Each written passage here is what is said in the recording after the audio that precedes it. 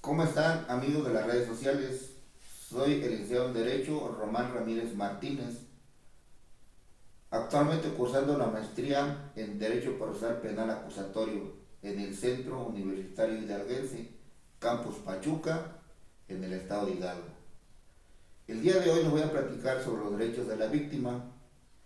Legalmente, ¿a dónde están fundamentados los derechos de la víctima? Están fundamentados en el artículo 20, apartado C de la Constitución Política de los Estados Unidos Mexicanos, en el numeral 109 del Código Nacional de Procedimientos Penales y en el artículo 7 de la Ley General de Víctimas. ¿A quién se le llama víctima? Víctima es aquella persona física que haya sufrido algún daño. Estos pueden ser físico, mental, emocional, o haber puesto en peligro sus bienes jurídicos como consecuencia de la comisión de un delito o violaciones a sus derechos humanos. También existe la víctima indirecta, son los familiares directos, puede ser el cónyuge, los hijos, los padres o hermanos, etc.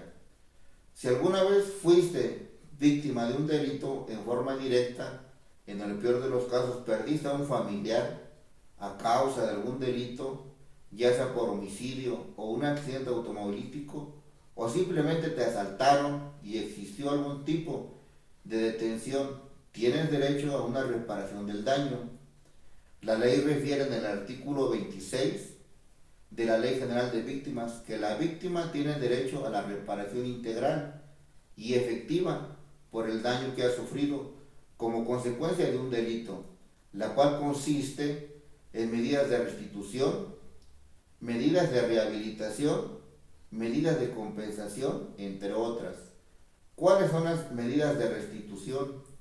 En el artículo 61, fracción octava de la Ley General de Víctimas, estipula que comprende la devolución de todos los bienes o valores de su propiedad que le hayan sido incautados o recuperados.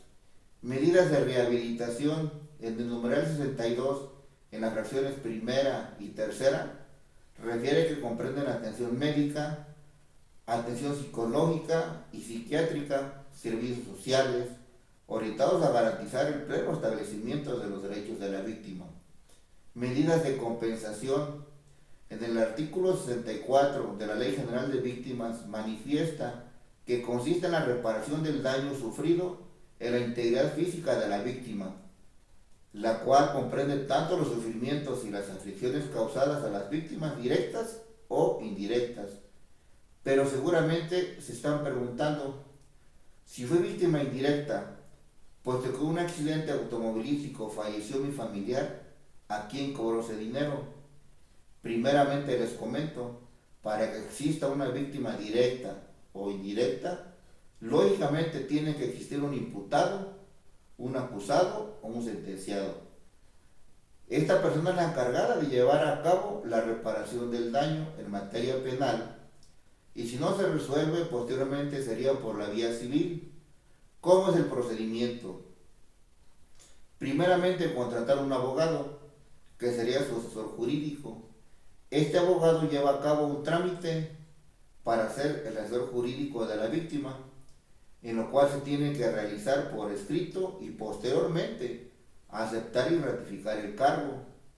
Y una vez que se encuentre en el procedimiento, este abogado tiene que proponer la cuantía del pago de la reparación del daño a la víctima.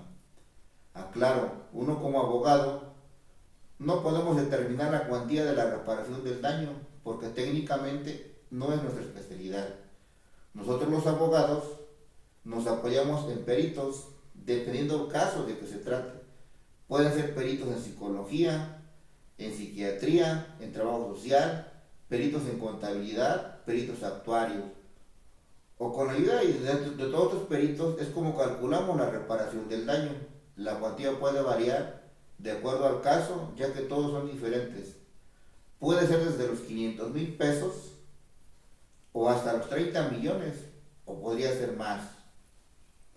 Bueno, espero que esta pequeña explicación de los derechos de la víctima sobre la reparación del daño les sea de su utilidad. Mi correo personal es romanramirez.abogado@gmail.com. Muchas gracias a todos por su atención.